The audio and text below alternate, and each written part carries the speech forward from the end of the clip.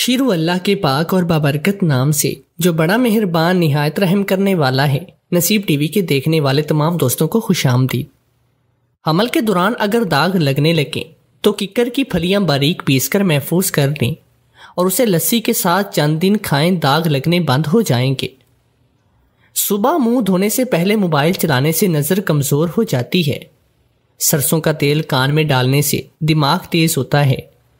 کھیرے کا رس چھاتیوں پر لگانے سے لٹکی ہوئی چھاتیاں ٹائٹ ہو جاتی ہیں۔ اجوائن کو پانی میں بھگو کر پینے سے بڑھاپا جلدی نہیں آتا۔ سوکھی روٹی کو کوٹ کر دودھ کے ساتھ کھانے سے عمر میں اضافہ ہوتا ہے۔ ایک ہی گھونٹ میں پانی پینے سے گلے کا کینسر ہو جاتا ہے۔ میٹھی چیزیں زیادہ کھانے سے دانت جلدی گر جاتی ہیں۔ زیادہ دیر تک جاگنے سے بال جلدی سفید ہونا شروع ہو جاتی ہیں۔ کھانے کے بعد ایک چٹکی نمک چکھ لینے سے بدن کی سستی دور ہو جاتی ہے۔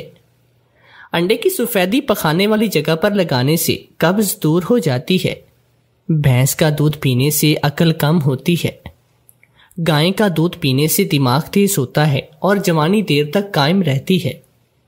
بکری کا دودھ پینے سے جسم میں خوبصورتی آتی ہے اور بال کالے رہتے ہیں۔ بھیڑ کا دودھ پینے سے سر کی خشکی دور ہوتی ہے۔ اونٹنی کا دودھ پینے سے قد جلدی بڑھتا ہے۔ گدی کا دودھ پینے سے کالی کھانسی رک جاتی ہے۔ چکور کا گوشت کھانے سے ہڈیاں مضبوط ہوتی ہیں۔ زیتون کا تیل سر پر لگا کر سونے سے انسان شیطان جیسی بری چیزوں سے محفوظ رہتا ہے۔ اگر آنکھوں کے آگے دھندلا پن آتا ہو تو دودھ میں ادرک کا رس ملا کر پینے سے نظر ٹھیک ہو جاتی ہے۔ ادرک کا رس شہد میں ملا کر چاٹنے سے بلغمی کھانسی دور ہو جاتی ہے۔ رات کے وقت دہی کھانے سے جسم پر دانے نکل آتے ہیں۔ دن کے ٹائم چاول کھانے سے چاول جلدی ہضم ہو جاتے ہیں اور جلد پر نکھار آتا ہے۔ شام کے وقت اخروٹ کھانے سے دماغ تیز ہوتا ہے۔ دوپہر کے وقت کیلے کھانے سے لٹکی ہوئی جلد ٹائٹ ہو جاتی ہے۔ رات کے وقت سیب کھانے سے چھاتیاں ڈھیلی پڑ جاتی ہیں۔ اگر آپ کی عمر 40 سال سے زیادہ ہے تو شام کے وقت دودھ بالکل نہ پیا کریں۔ کمر درد کا مسئلہ ہو تو السی کے پتے چبانے سے کمر درد میں آرام مل جائے گا۔ اگر تیزی سے وزن کم کرنا چاہتے ہو تو جوائن میں پانی ابال کر پیا کرو۔ منہ پر کالے دھبے پڑ جائیں تو مولی کے پتے چبانے سے کالے دھبے ختم ہو جاتے ہیں۔ ناپاکی کی حالت میں روٹی کھانے سے بواسیر ہوتی ہے۔ ناپاکی کی حالت میں آنکھوں میں سرما ڈالنے سے نظر کمزور ہو جاتی ہے۔ مچھلی اور دودھ ایک ساتھ کھانے سے منہ پر جھریاں پڑ جاتی ہیں۔ زور لگا کر پخانا کرنے سے انسان کا دماغ کمزور ہوتا ہے۔ لوہے کی دیگچی میں سالن بنانے سے کینسر کی بیماریاں ہوتی ہیں۔ گوشت کھا کر لیمو چاٹنے سے دانتوں میں کیڑا نہیں لگتا۔ روٹی کھا کر نہانے سے پیٹ بڑھ جاتا ہے۔ نہانے کے بعد فوراً سونے سے دماغ کمزور ہوتا ہے۔ کام کرنے کے بعد ٹھنڈا پانی پینے سے عمر کم ہوتی ہے۔ پپیتا کے بیج کھانے سے آنتوں کی بیماریاں دور ہو جاتی ہیں۔ باجرہ کی روٹی کھانے سے ناخنوں کی بیماریاں ختم ہوتی ہیں۔ اگر کان بہتا ہو تو سفید پیاز کا پانی کان میں ڈالنے سے کان بہنا رک جاتا ہے۔ 3 ماشا ہلدی روزانہ پانی کے ساتھ لینے سے دمہ کی بیماری ختم ہو جاتی ہے۔ کریلے کا سفوف 2 ماشا روزانہ پانی کے ساتھ پینے سے موٹاپا دور ہو جاتا ہے۔ پانی میں سونے کی انگوٹھی گھما کر پینے سے دماغ تیز ہوتا ہے۔ لیمو کا رس ناریل کے تیل میں ملا کر مالش کرنے سے خارش ختم ہو جاتی ہے۔ اگر کولیسٹرول بڑھ جائے تو بھنڈی کے بیج چبانے سے بڑا ہوا کولیسٹرول کم ہو جاتا ہے۔ دھار توری کی لکڑی چبانے سے پتھری ختم ہو جاتی ہے۔ پھیکے دودھ میں شہد ملا کر پینے سے خون کی کمی دور ہوتی ہے۔ پکا ہوا امرود کھانے سے رنگ گورا ہوتا ہے۔ وضو کرنے سے عقل بڑھتی ہے۔ قرآن پاک کی تلاوت کرنے سے شکل خوبصورت ہوتی ہے۔ نماز پڑھنے سے آنے والی نسلیں سنور جاتی ہیں۔ اگر اصلی شہد کی پہچان کرنی ہے تو شہد کو پانی میں ڈالیں، اگر شہد پانی میں حل ہو جائے تو یہ اصلی شہد نہیں، اور اگر شہد پانی میں حل نہ ہو تو یہ شہد اصلی ہے۔ اگر پیٹ خراب ہو جائے تو لہسن کا جو 3 بار چبانے سے پیٹ ایک ہی دن میں ٹھیک ہو جائے گا۔ لیموں کا رس چینی کی پیالی میں نکال لیں اور مسواک یا برش کی مدد سے اس پانی کو دانتوں پر ملیں۔ انشاءاللہ دانت صاف شفاف موتیوں جیسے چمکیں گے اور جراثیم بھی ختم ہو جائیں گے۔ پیٹ میں اپھارا کھٹی ڈکاریں، سینے میں جلن یا معدے میں درد ہو تو کالا نمک با قدر ضرورت باریک صفوف بنا لیں۔ 5 گرام بلکہ گرم پانی کے ساتھ دن میں 2 بار غذا لیں، انشاءاللہ فائدہ ہوگا۔ لیموں اور گلیسرین کو ملا کر چہرے پر لگائیں۔ دار چینی اور شہد کو ملا کر پیسٹ بنا لیں اور دانوں کے نشان پر لگائیں۔ اس سے داغ دھبے دور ہوتے ہیں اور چہرے کا رنگ نکھر آتا ہے۔ لکڑی، گاجر، پالک ان سب کا رس نکال لیں اور ان کو پانی میں ملا کر پینے سے بال لمبے ہوتے ہیں۔ اگر سارا دن جرابیں پہنے رہتے ہیں، جب کبھی وہ بوٹ اتارتے ہیں تو ان کے پاؤں سے بدبو آتی ہے۔ اس بدبو کو ختم کرنے کے لیے صبح جب جرابیں پہنے اور شام کو جب اتاریں تو پھٹکڑی والے پانی سے پاؤں کو دھو لیں، وہ بدبو انشاءاللہ ہمیشہ کے لیے ختم ہو جائے گی۔ ادرک کے فوائد۔ ادرک خوراک کو ہضم کرنے میں مددگار ہے۔ ادرک کے استعمال سے منہ اور سانس کی بدبو دور ہوتی ہے۔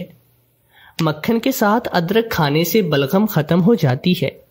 اس کا قہوہ پینے سے فالتو چربی ختم ہو جاتی ہے۔ اس کے استعمال سے جسم گرم رہتا ہے۔ اس کو پیس کر تیل میں جلا کر مالش کریں تو جوڑوں کا درد اور پٹھوں کا درد دور ہو جاتا ہے۔ تو دوستو اب چلتے ہیں آج کی سبق آموز کہانی کی جانب۔ مجھے دبئی میں نرس کی نوکری مل گئی، مگر کچھ مہینوں بعد ڈاکٹر کہنے لگا کہ میں تمہاری تنخواہ بڑھاؤں گا، لیکن اب سے تمہیں ایک کام کرنا ہوگا۔ میں مان گئی، مجھے پیسوں کی بہت ضرورت تھی۔ روزانہ ڈاکٹر مجھے ایک انجیکشن لگا کر ایک مریض کے کمرے میں بھیجتا اور مجھے کہتا کہ اس مریض کو تم سنبھالو گی، لیکن کمرے میں مجھے ایسا محسوس ہوتا جیسے مجھے چکر آ رہے ہیں اور میرے ساتھ کچھ غلط ہو رہا ہے۔ میں نے اگلے دن سہیلی سے کہا کہ اس کمرے میں کیمرہ لگوا دو۔ جب کیمرے میں میں نے ویڈیو دیکھی تو میری جان نکل گئی، کیونکہ مریض تو میرے ساتھ۔ آج بھی مجھے ڈاکٹر صاحب نے ایک انجیکشن لگایا اور کہا یہ تمہارے لیے ضروری ہے، اور ایک مریض کے کمرے میں مجھے بھیج دیا، اور تھوڑی دیر کے بعد مجھے کچھ عجیب محسوس ہونے لگا، اور جب صبح جاگی تو میرا سارا جسم ٹوٹ رہا تھا۔ نہ جانے کیا ہو رہا تھا میری زندگی میں۔ کچھ عرصے تک تو یہ سب کچھ ٹھیک تھا، جب تک میرے پاس بابا اس دنیا سے چلے گئے۔ جب تک میرے بابا اس دنیا سے چلے نہیں گئے اور میری زندگی میں مصیبتوں کے طوفان آ گئے۔ میں آپ کو اپنی کہانی سناتی ہوں اور آپ بھی میری کہانی سن کر حیران ہو جائیں گے کہ دنیا میں اس قسم کے لوگ بھی ہوتے ہیں۔ میرا نام منورہ ہے۔ میرے بابا ڈاکٹر تھے اور میں ان کے ساتھ ہی کام کیا کرتی تھی، لیکن بابا جان اس دنیا سے چلے گئے اور ہمارے گھر میں فاقے پڑنے لگے۔ تب میری امی کے کزن نے کہا کہ اس کو باہر کے ملک بھیج دیں، یہاں پر رہ کر یہ کیا کمائے گی۔ امی نے کہا کہ باہر جا کر کیا کرے گی، تو اس نے کہا کہ میرا ایک دوست ڈاکٹر ہے جس کے ساتھ کام کرے یہاں، جیسے یہ اپنے بابا کے ساتھ کرتی تھی۔ امی نے کہا کہ اس کا باپ تھا، اس کو پتا تھا کہ اس کی بیٹی نرس نہیں، وہ پھر بھی اس کو سارے کام سکھاتا، وہاں تو ڈگری چاہیے ہوگی۔ تو اس نے کہا کہ ڈگری کی تو کوئی بات نہیں، اس نے کام تو دیکھا ہے نا، اسے کام سے مطلب ہے، اور کام تو سارا کا سارا اس کو آتا ہی ہے، ڈگری ہم بھی نقلی بنوا لیں گے۔ میری اماں نے کہا کہ یہ بات تھوڑی غلط لگ رہی ہے اور جوان لڑکی کو باہر بھیجنا، لیکن بات سچ تھی کہ ہمارے گھر کے حالات بہت برے تھے۔ ہم 5 بہن بھائی تھے، 2 بھائی، لیکن دونوں بھائی چھوٹے تھے، ایک 5 سال کا تھا اور ایک 7 سال کا تھا۔ کوئی بھی میری مدد کرنے کو تیار نہیں تھا، پیسے دینے کے لیے کوئی آگے نہیں بڑھتا تھا، مشورہ دینے کے لیے سب آتے، لیکن یہ والے انکل کم از کم ہمارے سارے معاملات تو ٹھیک کروا رہے تھے۔ انہوں نے میرے کاغذات بنوائے جس میں کافی ٹائم لگا، ان کے بہت پیسے بھی لگے، انہوں نے پھر بھی مجھے جیسے تیسے کر کے بھیج دیا۔ میں نے بھی کہا کہ میں جاؤں گی، زیادہ پیسے کماؤں گی، یہاں پر ہوں گی تو اتنے ہی پیسے بن پائیں گے جس سے ہم صرف ایک وقت کی روٹی کھا سکتے ہیں، اور مجھے اس طرح اپنی زندگی خراب نہیں کرنی۔ باہر کے ملک میں کوئی کسی کو کچھ نہیں کہتا، سب اپنے کام سے کام رکھتے ہیں۔ اس آدمی نے کہا تھا کہ رہنے کا انتظام بھی ہسپتال میں ہی ہو جائے گا، وہاں اور بھی لڑکیاں رہتی ہیں، ان کے ساتھ ہی رہ لیا کرے گی۔ دبئی جاتے ہوئے سارے رشتوں کو تسلی دیتی رہی کہ کچھ نہیں ہوتا، وہاں کے لوگ پڑھے لکھے ہیں، اپنے کام سے کام رکھتے ہیں۔ میں دبئی پہنچ چکی تھی اور کچھ دیر میں ہسپتال پہنچ گئے اور انکل کے بتائے ہوئے ڈاکٹر پرویز سے ملی۔ ڈاکٹر صاحب نے مجھے سر سے لے کر پاؤں تک دیکھا تو کہنے لگے کہ تم نعیم کی بھتیجی ہو، بڑی بات ہے۔ نعیم خود تو ایسا ہے جیسے توے کا پچھلا حصہ ہو، اور اتنی پیاری بھتیجی، ماشاءاللہ۔ بیٹی مجھے بھی اپنا انکل ہی سمجھنا، لیکن کام کے وقت میں تمہارے لیے ڈاکٹر صاحب ہوں، اب میرے ساتھ کام کرو گی تو بہت کچھ سیکھنے کو ملے گا۔ انہوں نے مجھ سے 2-4 چیزوں کے حوالے سے سوالات بھی کیے، ٹیسٹ بھی کیا اور مجھ سے پوچھا بھی کہ تمہیں سارے کام کرنے آتے ہیں؟ میں نے کہا بالکل، مجھے سب کام کرنے آتے ہیں۔ میں نے ڈگری بھی دکھا دی جو انہوں نے ایک فائل میں اپنے پاس رکھ لی۔ اس کے بعد مجھے کمرہ دکھایا گیا جہاں 2 سے 3 اور لڑکیاں بھی رہتی تھی، ان کا سامان بھی پڑا ہوا تھا۔ ڈاکٹر صاحب نے کہا کہ دن کی نوکری کرنی ہے یا رات کی؟ میں نے کہا کہ مجھے دونوں ٹائم کی ڈیوٹی کرنی ہے، ایک شفٹ میری صبح والی کروا دیں اور ایک شفٹ میری رات والی، کیونکہ میں جلد از جلد زیادہ پیسے کمانا چاہتی ہوں۔ پہلی اور آخری شفٹ میں آرام کر لیا کروں گی۔ ڈاکٹر صاحب نے کہا کہ تم تو بہت زیادہ جلدی میں ہو اور پھر بہت زیادہ محنتی بھی لگتی ہو۔ چلو ٹھیک ہے، اچھی بات ہے، انسان کو ایسا ہی ہونا چاہیے۔ میں تمہاری رات کی ڈیوٹی لگا دیتا ہوں اور صبح پہلے ٹائم والی بھی، تو بیچ والی شفٹ میں آرام کرنا، نہیں تو دونوں شفٹ میں تمہیں چکر آ رہے ہوں گے۔ میں نے کہا ٹھیک ہے، میں اپنا زیادہ خیال رکھوں گی۔ وہاں پر کھانا بھی ملتا تھا، جگہ بھی مجھے مل گئے، میں نے اپنا سامان بھی رکھ لیا، ایک دن آرام بھی کر لیا اور امی کو فون کر کے بتا دیا کہ سب کچھ ٹھیک ہے۔ اب اگلے دن مجھے کام کرنا تھا۔ ڈاکٹر صاحب بھی اچھے تھے اور میرے انکل بھی، انہوں نے ہمارے لیے واقعی میں بہت ہی سے اچھی نوکری تلاش کی، جبکہ مجھے حیرانی کی بات یہ تھی کہ وہ بچپن سے ہی مجھے اپنے بیٹے کے لیے پسند کر کے بیٹھے تھے، لیکن میری امی نے رشتہ دینے سے انکار کر دیا کیونکہ ان کا بیٹا نشہ کرتا۔ لیکن پھر بھی انہوں نے ہمارے لیے اتنی زیادہ مشکل اٹھائی اور ہماری مشکل بھی آسان کی۔ شاید دنیا میں اچھے لوگ بھی ہوتے ہیں۔ بابا کے جانے کے بعد بہت دکھ ہوا، لیکن ارادہ کر لیا کہ اب اپنی بہن بھائیوں کے لیے بہت زیادہ محنت کرنی ہے۔ کچھ دن میں نے وہاں کام کیا، تھوڑی مشکل ہوئی۔ مسئلہ صرف یہ تھا کہ کام زیادہ تھا۔ کام کوئی بھی ایسا نہیں تھا جو مجھے آتا نہ ہو، لیکن کام زیادہ تھا، اس لیے میں تھک جاتی۔ میں اپنے باپ کے ساتھ ایک چھوٹے سے کلینک میں کام کرتی تھی اور یہ تو بہت بڑا ہسپتال تھا۔ میں بہت تھک گئی تو ڈاکٹر صاحب نے کہا کہ مجھے لگتا ہے بہت تھک گئی ہو، بیٹھ کے چائے پیتے ہیں۔ انہوں نے مجھے ایک بات بتائی۔ انہوں نے کہا کہ ایک مریض ہے، کوئی بھی اس کی دیکھ بھال نہیں کرتا، اگر تم اس کی دیکھ بھال کرو تو میں تمہیں ڈبل پیسے دوں گا۔ اس سے پہلے کہ ڈاکٹر صاحب نے مجھ سے میری مجبوری بھی اگلوا لی، میں نے کہا کہ مجھے بہت مجبوریاں ہیں، چھوٹے بہن بھائی ہیں، اسکول کے خرچے ہیں، گھر کا کرایہ ہے، بجلی کے بل ہیں، اور کمانے والی صرف اور صرف میں ہی ہوں۔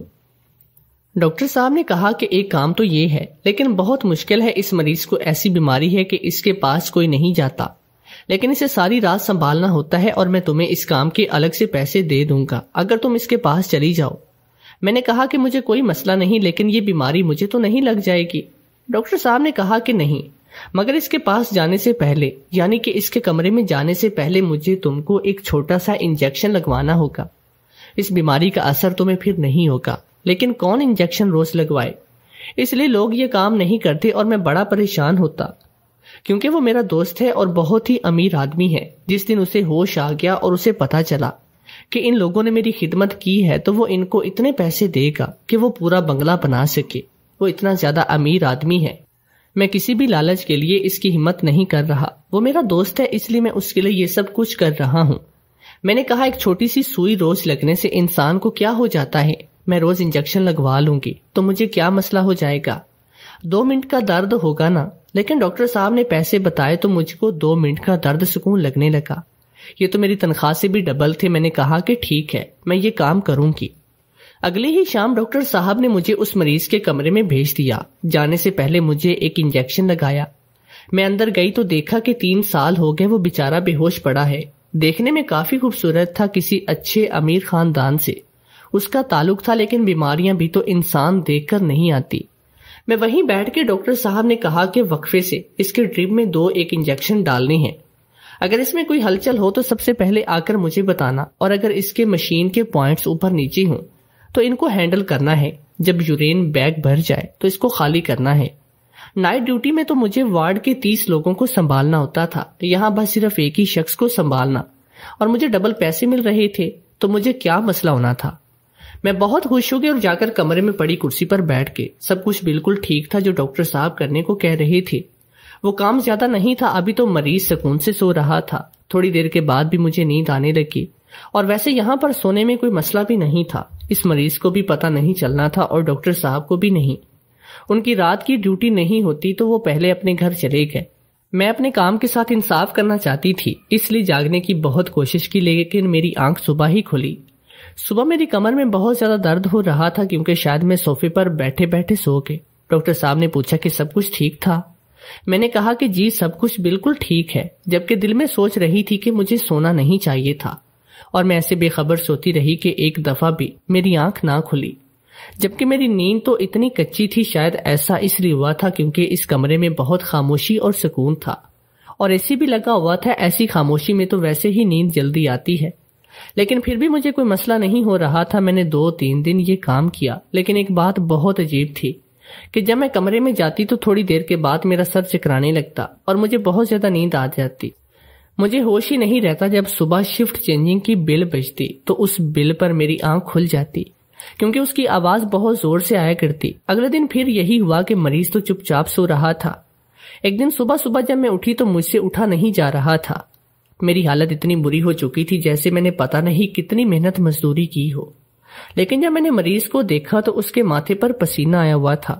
میں حیران ہوئی کہ یہ تو یہاں اے سی میں سو رہا ہے، اس کو ایسے پسینہ کیوں آ رہا ہے جیسے اس نے پوری دنیا کا چکر لگایا ہو۔ میں نے ڈاکٹر صاحب کو بلایا، ان کو بتایا تو انہوں نے کہا لگتا ہے کہ اس کا بلڈ پریشر ہائی ہو رہا ہے، آئندہ خیال رکھنا۔ میں نے کہا ٹھیک ہے۔ میں نے کہہ دیا کہ میں مزید احتیاط کروں گی، لیکن میری اپنی حالت خراب ہو گئی۔ جب بھی میں وہاں سے جاتی صبح مجھے ایسے لگتا جیسے میں بہت زیادہ تھکی ہوئی ہوں۔ کبھی مجھے کہیں درد ہوتا تو کبھی ٹانگوں میں، کبھی کمر میں اور کبھی میری گردن میں۔ جب میری حالت زیادہ ہی خراب رہنے لگی تو میں نے ڈاکٹر صاحب کو بتا دیا تو ڈاکٹر صاحب نے کہا دیکھو جو انجیکشن تمہیں لگایا جاتا ہے شاید اس کا سائیڈ ایفیکٹ ہو رہا ہے، کیونکہ وہ انجیکشن ایک طرح کی ویکسین ہے اور ویکسین کے سائیڈ ایفیکٹ ہوتی ہیں۔ میں نے کہا کہ پھر بھی مجھے بہت مشکل ہو رہی ہے، میرے لیے تو میرا کام کرنا بھی مشکل ہو رہا ہے، میں تھکی ہوئی ہوتی ہوں اور درد تو میرا ٹھیک نہیں ہو رہا، میں کچھ دن یہ کام نہیں کرنا چاہتی۔ میری بات پر ڈاکٹر صاحب کی شکل عجیب سی ہونے لگی۔ انہوں نے کہا کہ دیکھو آج ہی مجھے پتا چلا ہے کہ وہ مریض بہت جلد ٹھیک ہونے والا ہے۔ جب اسے پتا چلے گا کہ تم نے اس کا بہت خیال رکھا ہے تو تمہیں بہت سارے پیسے دے گا کیونکہ وہ بہت خوش ہو جائے گا۔ تم یہ کام کرو، میں تمہاری فیس مزید بڑھا دیتا ہوں۔ یہ بات سن کر مجھے حیرانی ہوئی کیونکہ یہ ڈاکٹر میری تنخواہ کیوں بڑھا رہا تھا؟ اتنی تو اس کی اپنی تنخواہ نہیں تھی، لیکن اس دن میں نے گھر میں پیسے بھیجے تو میری امی کی کال آئی۔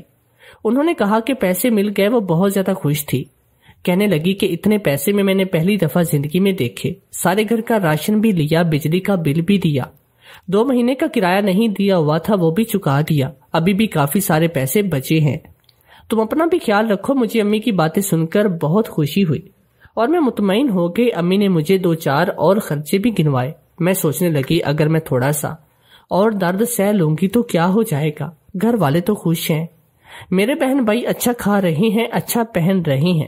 میں نے ڈاکٹر صاحب سے کہا ٹھیک ہے میں یہ کام کروں گی، اور اب تو مجھے انجیکشن کا درد بھی نہیں ہوتا، لیکن اور مجھے ہر جگہ درد ہوتا ہے۔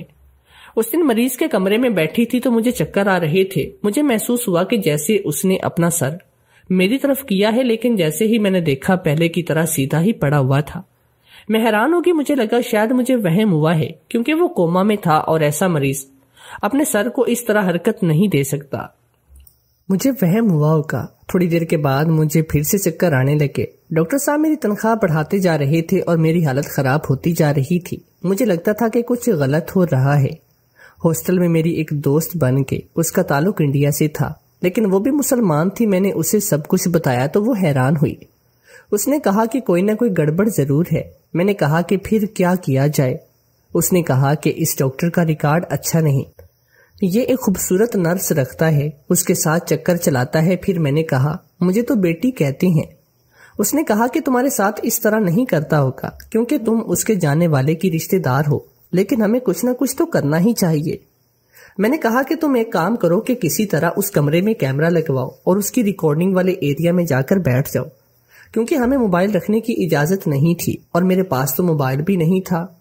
میں نے کہا کہ میں ایسا کرتی ہوں، CCTV کیمرہ آپریٹر میرا دوست ہے اور ہم جلدی شادی کرنے والے ہیں، اس لیے اس کے لیے یہ کام بالکل بھی مشکل نہیں، میری تو مشکل آسان ہو گئی۔ اس نے اگلے ہی دن میرا یہ کام کروایا اور اب میں انتظار میں تھی کہ رات گزر جائے اور پتہ چلے کہ ہوتا کیا ہے۔ میں بہت زیادہ پریشان تھی۔ میری رات اسی طرح گزر رہی تھی جیسے پہلے گزرتی تھی۔ مجھے نہیں پتا تھا کہ میں کب سو گئی اور مجھے بالکل بھی ہوش نہیں رہا۔